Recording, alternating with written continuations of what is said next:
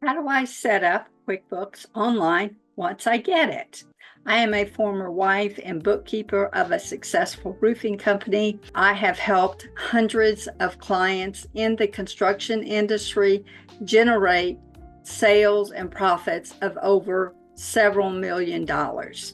In this video, I'm going to share with you the secrets that help those companies have organized and accurate accounting.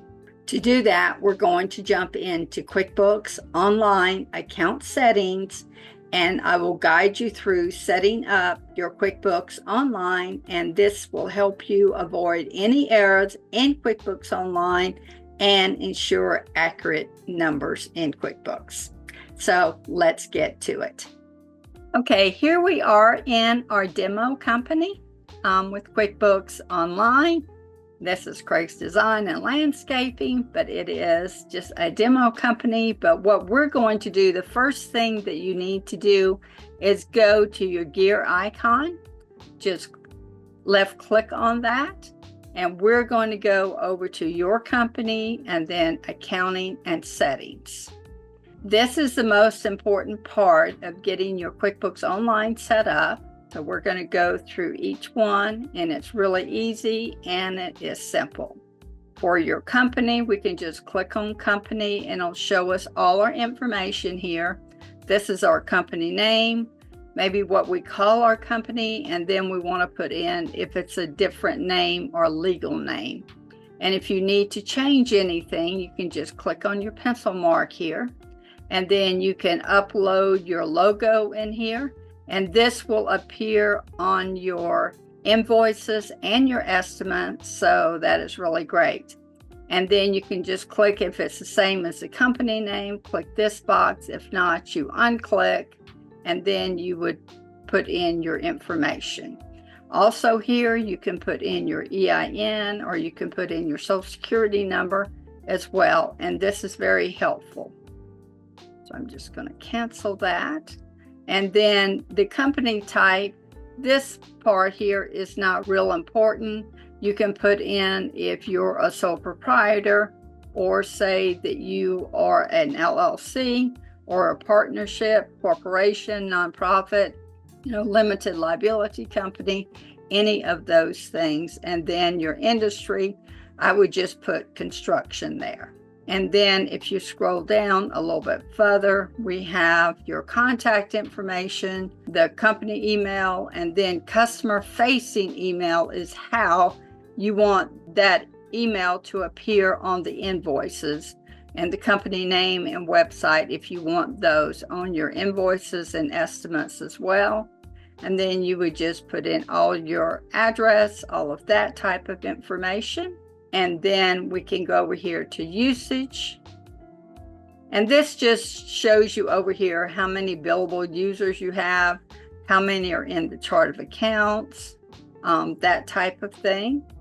So there you go there. And then if you want to use tags, you can get into that. But right now we don't need to get that deep into it. We just want our basic setup. Then we can go to sales.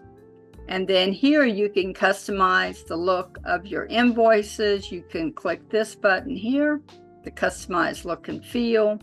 And QuickBooks has some different forms. The one that defaults, you can just click edit. And then you can start editing this however you would like it. And you can do different colors, design, logo, different content that you want in it. Can always just click your little pencil here and change any of this information. You can do your emails, and then they'll show you what it would look like. Okay, but you can customize your invoices there. Let's get back over to our account settings. Go to our sales again. And now we have sales from content. And here we can tell QuickBooks what we want it to be done. Our preferred invoice terms, net 30, and roofing is usually due on receipt, or if they're giving you a deposit, a net 15, something like that.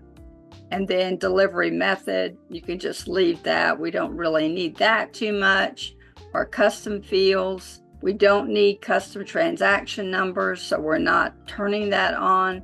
A service date, we would want to turn that on. Any discount, I don't put it here. I'll actually put it on the invoice if we're given a discount. Keep your deposits turned off. Keep your accepted tips turned off. And you can turn your tags on, okay? And then when you go further down here, our products and services, those are on. The SKU, you can have that on and off. Just beginning out, you would have that off. And we don't need any price rules on right now. And track quantity and price rate, yes, we want that on. Track inventory on hand, yes, we want that on. And then our late fees, keep that off. We generally add that on to an invoice if we're going to charge any late fees. And progress in invoicing, you would turn this on. And once you turn this on, you cannot undo it. So just remember that when you click yes, they're going to ask if you're sure you want to do that. So we're just going to click no here. And then you can have default email messages sent with your sales form. So if you open this window, you can use a greeting dear, or you can say to, somebody's full name, last name, first and last name, however you would like your customer to receive it. And then it will email subject line has this, but you can change this to say anything that you want to, like invoice, from ABC Roofing Incorporated, or payment to, or anything like that you want. And then you can write out the email that you want your customer to have. All of this is just a template here, so you can fill this out however you would like to. If every time an invoice is sent, you want to be copied on it, say somebody else is doing your invoicing, then you could click email me a copy and then your email address that you want it sent to. The company email address could be different than like what your email address is, so that you can, not be receiving so many invoices and you have a bookkeeper that is doing this for you. And then you would just save it, all your changes there.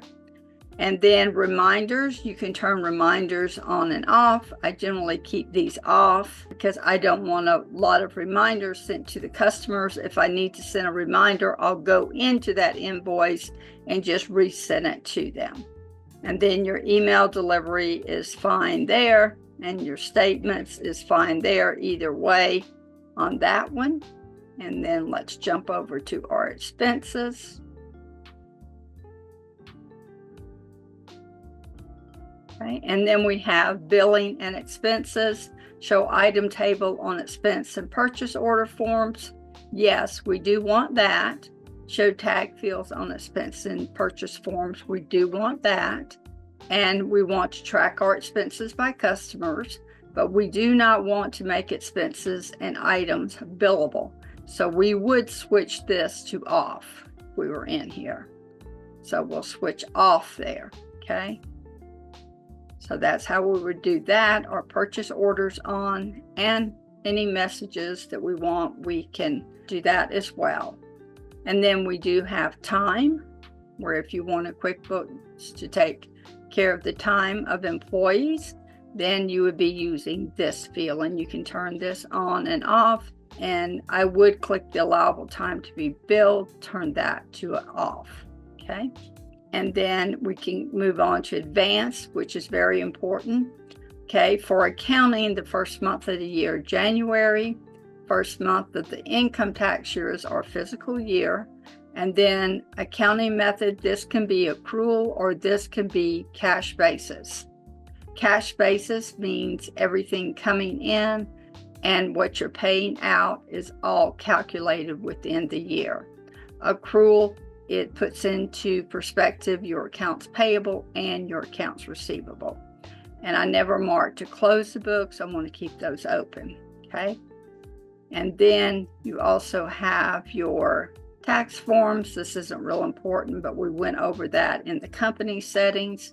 Then when you get to the chart of accounts, this is extremely important here, and you do need a professional to complete and fill out your chart of accounts for you to set that up for you. And while we're right here, I do want to remind you that I have a link in the description. If you don't have QuickBooks Online, that you can go ahead and sign up to QuickBooks Online. It's a 30-day trial, so there's no risk involved. And then after 30 days, then QuickBooks would start charging you. But right now they offer usually anywhere from 30 to 70% off. So you can, subscribe for 3 months, 6 months, and really save some money. But that link will be in the description. And then we get here to our chart of accounts, and we do want to edit this. And then what we want to do here, we want to make sure that we have enabled the account numbers, and we want to show the account numbers as well, because this is going to help you allocate all income and expenses and make your accounting very, very easy for you. And then there's a discount account we can leave here, the tips, billable expense income account. We do not want that on, so that's something we don't need there. And then you could just save that when you get finished there. And then for categories, which is categories of income and categories of expenses, track classes, we do want to have that on. Track our locations, that could be helpful for us in the construction industry, so we want to have that on as well. But it's the same thing, you just click the button there and then you can just turn these on like that. And then you can click warn me when a transaction isn't assigned a class, and then QuickBooks will make you enter the class before it processes a transaction. Okay. And then 1 to each row transaction, we do want to keep it like that. Then you could click on track locations, and you could do it by location, or say you could do it by property, or you could do it by some type of division that you have. So any of those are available. And then your automation, pre-fill forms with previous entered content, that is fine. Automatically apply credits, you do not want this on. So here you would go in where we are, and we would turn that off. We don't want automatically bill, invoice, unbilled activity, and we don't want to automatically apply bill payments. We want to be doing these things ourselves so we can make sure that it's done correctly, and QuickBooks isn't matching something up that isn't correct. So that's real important, because QuickBooks will be trying to help you match things up, and it's useful at times, but we have to check and make sure that we're agreeing to the right thing. And we do have multi-currency. If you do business in Mexico, then you could turn that on. And then this is just your date format, currency, customer, label. Warn if duplicate check number is used, keep that on. Warn when a bill number that's already been used for the vendor, yes, you will need to turn that on. Warn if a duplicate journal number is used, turn that on. And I usually turn the sign me out like 3 hours. So you can decide, what you want to do with that. For some reason, this demo doesn't have payments on this side, but there is a payments account that you would click payments to. And as soon as you click payments, then you can click a button here that says manage. And then you can sign up to receive payments online through ACH, which is a check or credit card. But that is available, but apparently they don't have it in this demo right now. Okay, so we'll close out that.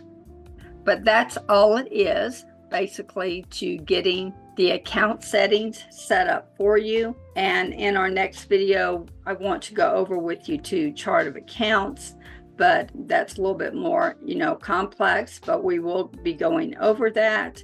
But you do need to get a professional to help you set that up. But if you do need QuickBooks Online, please click the link in the description to get your QuickBooks Online. And anyone that does sign up through my link, because it is an affiliate link, I will set your QuickBooks Online up for you. You would just have to send me a message or comment below this video. So thank you, and I hope you have a wonderful day. Talk to you soon. Bye-bye.